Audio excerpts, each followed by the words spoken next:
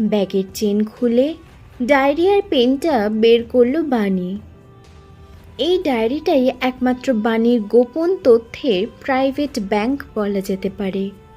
খুব সংগোপনে এবং যত্নে এইখানেই গচ্ছিত থাকে তার নির্লজ্জ মনের বেহায়াপনার সমস্ত গল্প।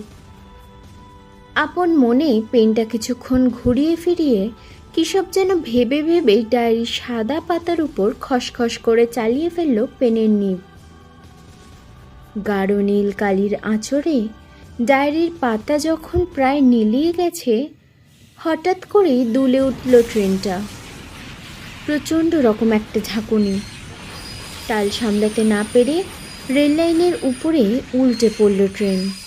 বানির হাত থেকে কোথায় ছিটকে পড়ে গেল ডায়েরিটা। মা।